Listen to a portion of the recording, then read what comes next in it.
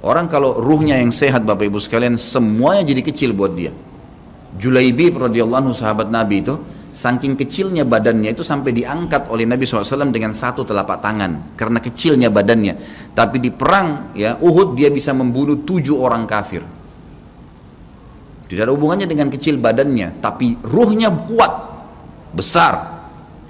Waktu Nabi SAW balik dari perang Uhud dan terkalahkan oleh orang-orang kafir Quraisy dengan hikmah Allah Subhanahu wa taala, semua sahabat waktu itu mati syahid 70 orang di Uhud, sisa 630 orang bersama Nabi SAW, semuanya terluka, dan minimal luka sahabat waktu itu minimal 7 luka, sabetan pedang, hantaman tombak, sobekan, pokoknya luka semua sahabat. Sampai ada sahabat sudah nggak bisa jalan karena kakinya sobek, punggungnya sobek, dinaikin di kuda, tiba di rumah tinggal dibaringin.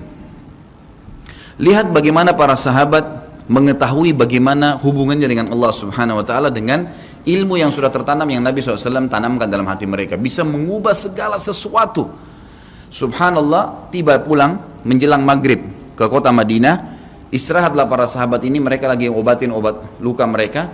Nabi SAW dapat wahyu menyuruh Nabi SAW dan para sahabat keluar mengejar Quraisy. Quraisy ini jumlahnya waktu itu ya 1.000 orang, maaf 3.000 orang pasukan Quraisy, yang terbunuh cuma sekian belas saja mereka. Dan mereka sudah merasa bangga dan pulang ke kota Madinah, pulang meninggalkan Madinah, karena Uhud itu dekat Madinah. Kemudian mereka bangga dengan itu. Keesokan paginya habis sholat subuh kata Nabi SAW, wahai sahabat-sahabatku, Allah Azza wa Jalla memerintahkan kita untuk mengejar Quraisy. Maka pulanglah masing-masing kalian di suku kalian, lalu motivasi siapapun yang ikut kemarin di Uhud, semua, mau sakit, mau enggak, mau luka, mau enggak, tapi ini luka semua nih, minimal punya 7 luka ya. Kita kadang-kadang mungkin kuku kita kecabut aja sudah susah ke masjid, ini sabetan pedang, sobek, rusak semua tubuh mereka. Dikatakan dalam riwayat sampai para sahabat ada yang tidak bisa ngomong karena sudah kesakitan yang luar biasa. Kata Nabi SAW, semua yang ikut di Uhud kemarin keluar lagi. 630 orang semua harus keluar. Bagaimana caranya? Pokoknya ngumpul keluar, perintah Allah.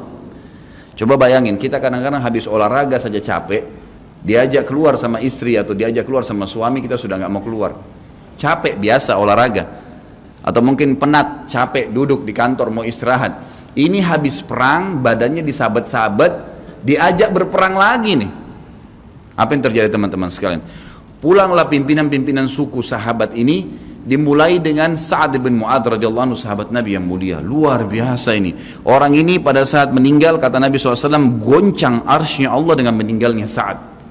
Saat pulang ke kaumnya lalu berkata, wahai kaumku, sesungguhnya Nabi SAW menyuruh kalian untuk kembali menyerang Quraisy.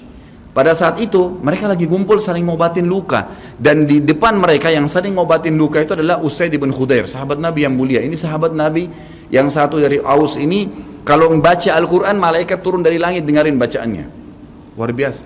Lagi ngobatin lukanya sambil dia berkata, waktu dikatakan Nabi SAW menyuruh kalian mengejar Quraisy, kata Usaid bin Khudair lagi ngobatin lukanya, sami'na wa ata'na, kami dengar dan kami patuh, ditinggalin lukanya. Lalu seluruh suku itu saling nopang satu sama yang lain, mendatangi masjid Nabi SAW untuk ikut berperang lagi. Nggak ada satupun yang tinggal. Ada yang luar biasa, saya terus terang nangis waktu dengar kisah itu, luar biasa. 2 orang anak muda Ansar, saya setiap kenang kisah ini selalu nangis, nggak bisa tahan karena luar biasa. Anak 2 orang ini belasan tahun umurnya, dan dua-duanya nggak bisa jalan Bapak Ibu sekalian, nggak bisa jalan, luar biasa. Sudah sobek kakinya, sobek punggungnya, bahkan dikatakan di bagian leher ada irisan, di bagian lehernya ada irisan, gitu kan. Kesakitan. Dua-dua ini diturunkan dari kuda, ditidurkan, adik kakak nih. Tapi saya tidak ingat, namanya tidak disebutkan dalam kisah, tapi ini kisah luar biasa. Dan kemarin kebetulan Imam Masjid Haram atau saya lagi umrah nyebutin kisah itu juga. Hampir satu masjid orang menangis mendengarkan kisahnya. Dia mengatakan, waktu sampai ke telinga adik kakak ini umurnya belasan tahun ya, di bawah 20 tahun. Kalau Nabi SAW memanggil seluruh yang hadir di Uhud untuk kembali berperang. Ini mereka nggak bisa jalan nih. Si kakak bilang sama adiknya, kita nggak bisa tinggal di sini nih. Rasulullah SAW sudah memanggil kita untuk menjawab panggilan Allah. Kata adiknya, bagaimana caranya kita merangkak? Bagaimana caranya kita ke sana? Nggak ada yang bisa nopang. Ini berdua lagi sakit. Mereka cuma tinggal sama ibunya. Lalu berkata si kakak, sekali saya seret kamu, sekali kamu seret saya. Mereka saling seret satu sama yang lain, Bapak Ibu sekalian, sampai di hadapan masjid Nabi SAW. Lihat bagaimana iman mereka kepada Allah Subhanahu Wa Taala, luar biasa. Dan ini tidak bisa kecuali kalau dipaksakan. Kalau tidak dipaksakan nggak bisa. Semoga Allah SWT jadikan kita orang yang selalu memaksakan diri untuk ibadah. Karena kalau tidak, kita nggak paksakan, kita akan mati dalam keadaan konyol dan menyesal, karena tingkatan-tingkatan di surga akan hilang. Percuma. Baik, saya bacakan pasal kedua. Adab terhadap Allah Subhanahu Wa Taala. Seorang muslim hendaknya melihat segala sesuatu yang telah diberikan Allah kepadanya dengan tiada terhingga, yakni berupa kenikmatan yang tak terhitung. Terlindungnya dia pada saat menempel di dalam rahim ibunya, ketika berupa nutfah atau air mani, menentukan perjalanan hidupnya hingga hari bertemu dengan Rabb-nya Allah Azza wa Jal.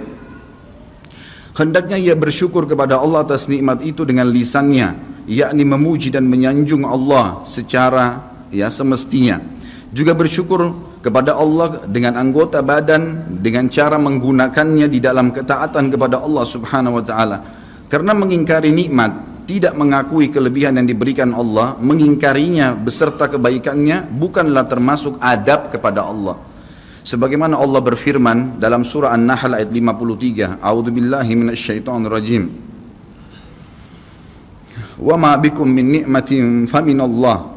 Dan apa saja nikmat yang ada padamu, maka itu dari Allah datangnya. Dalam surah An-Nahl ayat 18 Allah berfirman, A'udzubillahi minasyaitonirrajim, wa in ta'uddu ni'matallahi la tuhsuha. Dan jika kalian menghitung-hitung nikmat Allah, maka kalian tidak akan mampu untuk menghitungnya. Begitu banyak nikmatnya Allah, Bapak Ibu sekalian. Kita berbuat maksiat, pelanggaran-pelanggaran, tapi Allah masih bisa memberikan kita oksigen gratis. Cahaya masih bisa ditangkap oleh mata kita, telinga kita masih bisa menangkap suara sehingga mengetahui apa yang diinginkan oleh kita. Setelah bertahun-tahun berbuat dosa, dengan taubat kepada Allah, Allah bisa ampuni. Itu luar biasa. Nikmat Allah tidak bisa terhitung. Rugilah orang-orang yang tidak menyembah Allah Subhanahu Wa Taala. Dan kalau seandainya, kata Ibnu Taimiyah rahimahullah, orang-orang yang bermaksiat kepada Allah itu tahu bagaimana nikmatnya keimanan yang ada dalam hati kami ini, sehingga kami bisa menangis dan kami bisa merasakan dekatnya dengan Allah, bahkan merindukan surga dan selalu merasa diri jauh dari neraka, maka niscaya mereka akan membelah dada-dada kami dan mengambil keimanan itu, karena mereka tidak akan pernah merasakannya. Keimanan akan membuat makanan sederhana menjadi mewah, tidur di tempat yang biasa akan menjadi nyaman, bahkan cobaan seberat apapun menjadi kecil buat kita, karena keimanan kepada Allah Subhanahu Wa Taala. Dan itu sebuah nikmat. Itu hanya bisa dirasakan kalau kita betul-betul memaksakan diri beribadah kepada Allah Subhanahu Wa Taala.